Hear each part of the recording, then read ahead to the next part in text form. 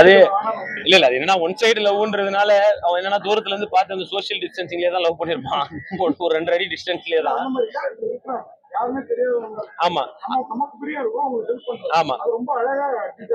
என்னன்னே கடைசியா வரைக்கும் கூட பாத்தீங்கன்னா அந்த ஹீரோயினுக்கு தெரியவே தெரியாது, இவன் தான் லவ் பண்ணானும் தெரியாது, இவன் தான் நமக்கு ஹெல்ப் பண்ணிருக்கானும் தெரியாது. சோ ஒரு ஒரு உண்மையான லவ்ன்றவன் ஒத்துக்கலன்னா கூட அவளுக்கு ஹெல்ப் பண்றதுதாங்கிறத அவளு அதுதான் முக்கியமான பாயிண்டா எடுத்துக்கணும். நிறைய பேர் உங்க ஒர்க் பண்ணிருக்காங்க, படத்துல டேரக்டர் தான் நடிச்சிருக்காங்க. உங்களுக்கு தெரியுமா இவங்க எல்லாம் நடிக்கிறாங்க? ஏன்னா மியூசிக் பண்ணிருக்காரு, டேரக்டர் வராரு, இவரு கூட ஷாட்ல வருவாரு. ஆமா ஆமா. இல்ல அது இப்போ டைரக்டரையும் கொஞ்சம் நடிக்கிற இன்ட்ரெஸ்டும் இருந்தது. பிளஸ் அந்த நேரத்துக்கு ஒரு திடீர்னு தான் அந்த ஃபர்ஸ்ட் ஒரு நாள் பண்ண வேண்டியதா இருந்துச்சு. சின்னதா இருந்துச்சு. அப்புறம் அப்படியே கொஞ்சம் கொஞ்சமா டெவலப் ஆகி தான் அவ்வளவு பெருசா வந்தது. ஆமா ஆமா ஆஃப் கோர்ஸ்.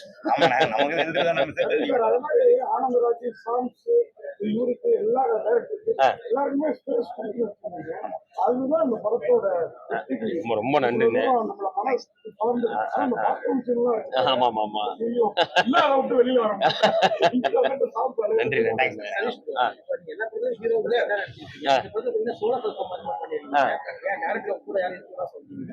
நான் தானே முடிவு எடுத்தாங்க. ஏன்னா ஹீரோவா இவன் தனியா எல்லா வேலையும் பண்ணா நல்லா இருக்கும்.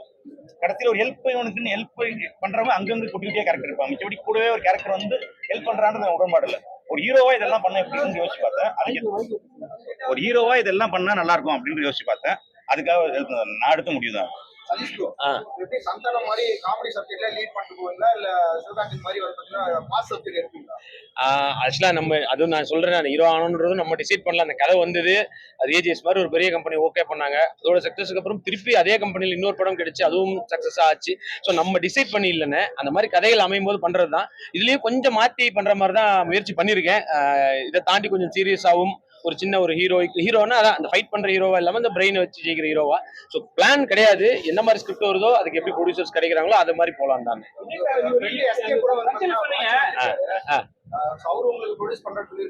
அதுக்கான கதை அமைஞ்சா கண்டிப்பா பண்ணுவோம். அது அந்த மாதிரி ஒரு கதை அமையல அவருக்கு. இப்போ அப்கோர்ஸ் சூரியன் வச்சு பண்ணிருக்காரு ஒரு படத்தை. சோ கண்டிப்பா அந்த மாதிரி ஸ்கிரிப்ட் அவர் பண்றதுக்கு அவருக்கு ரொம்ப பிடிச்ச மாதிரி பண்ணும்போது கண்டிப்பா அதையும் பண்ணுவோம். ஆமா 100% பாப்பாரு. அவரும் சரி, இவங்க குருநாதர் லோகேஷ் கனகராஜ் ப்ரோவும் சரி, 2 பேருமே பார்க்க வைக்க தான் போறோம். விரைவில். ஏன்னா இவரும் அந்த கோட் ஷூட்ல இருக்காரு. இவரும் வந்து இப்ப அந்த அடுத்த தலைவர் 171 இதுல இருக்காரு. பேசணும் எல்லாருமே. சோ மேபி இந்த வீக்லயே அது பார்க்க வைப்போம். அதை பார்த்து வச்சதுக்கு அப்புறம் உடனே அந்த நியூஸ் சொல்றோம். அண்ணே 90s லவ் தானே. ஆமா தானே. அது இப்ப இல்லன்றதா எனக்கு கொஞ்சம் ஆமா அதை கொண்டு வரணும்ன்றதா அந்த பேர் தான் விஜயகாரன் சொல்லிருப்பாரு. இப்போ முழுமையா டைரக்டர் விஜயகாரன் நீங்க ஏத்துக்கிறீங்க? ஆமா கண்டிப்பா.